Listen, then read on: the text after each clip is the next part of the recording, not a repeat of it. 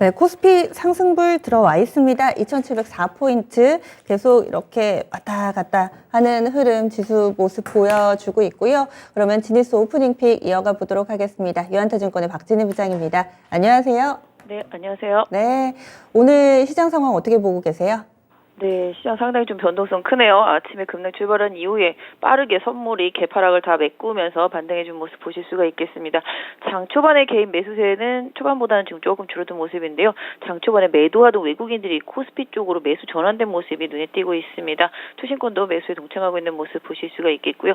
거래소 시장은 상승 전환되었고 코스닥은 약세 흐름 이어가고 있습니다. 다만 종목별 장세 흐름 이어지고 있습니다. 거래소에서는 자동차 섹터 최근에 계속 강세의 흐름 보여주고 있는 모습 보실 수가 있겠고요.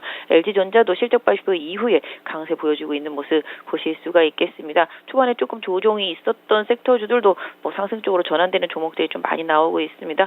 건설주들도 플러스로 좀 돌아선 모습 보실 수가 있겠고요. 오늘 HMM도 상승세 보여주면서 최근에 하락폭에서 조금 벗어나는 움직임 보실 수가 있겠습니다. 또한 2차전지 소재 섹터주들도 초반에 하락 이후에 많이 만회된 모습 보실 수가 있겠고요.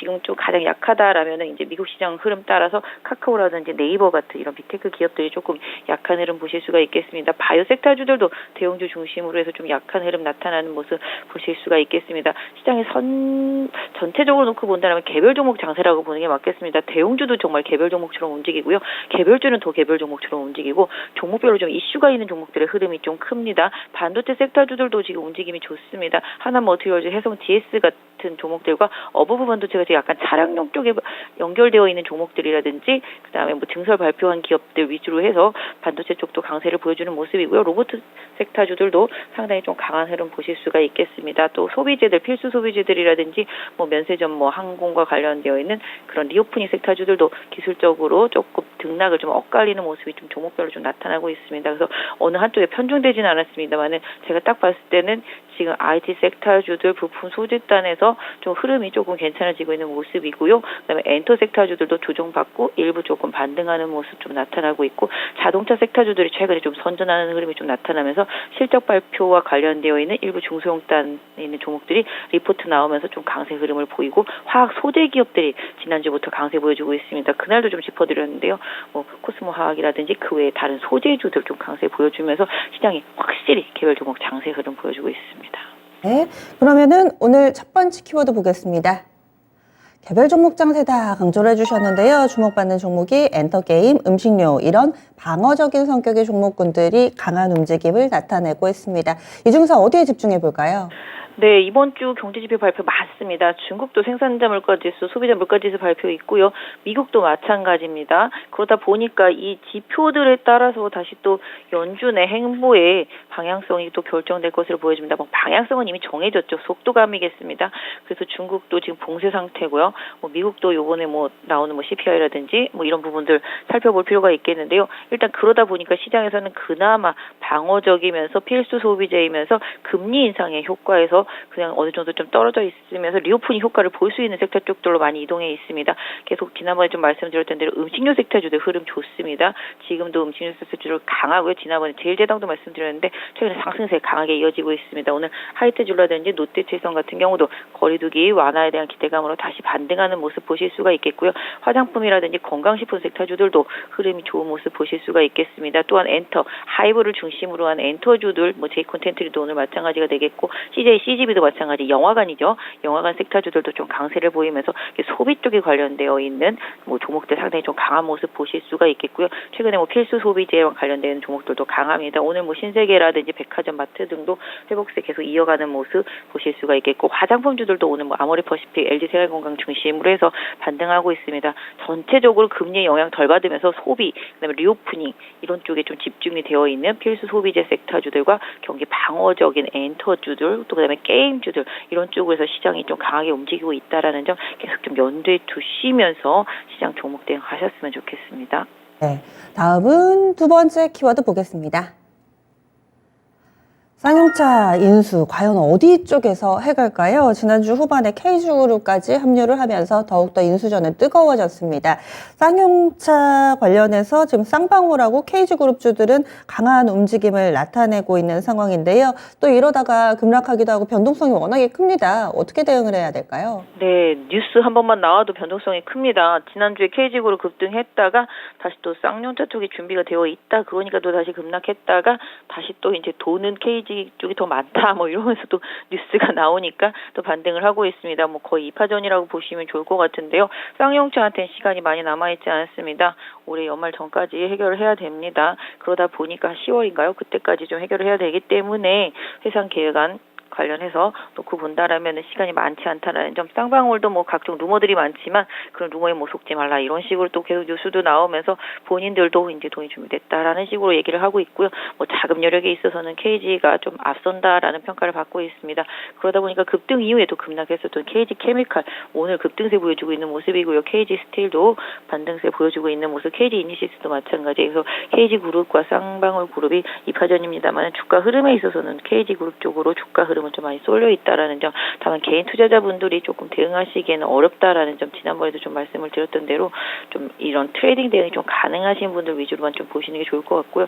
사실 쌍용차 인수전 아직도 갈 길이 멀다라는 점 염두에 두시면서 개별주에 너무 혹하지 않는 대응, 특히 또 이슈나 이런 테마에 혹하지 않는 대응 필요할 것 같습니다. 네, 이번엔 마지막 키워드입니다. 마지막 키워드도 개별 종목에서 주셨는데요. LG전자입니다. 실적 때문에 가는 줄 알았는데 지금 호재성 뉴스가 하나 더 있습니다. 특허권 애플에 양도를 한다라는 내용인데요. 이것이 어떻게 향후에 이 LG전자에 영향을 미치게 될지, 그리고 아직까지 회사 측에서 공식적인 답변은 안 나온 것 같은데요. 상황이 좀 어떤가요?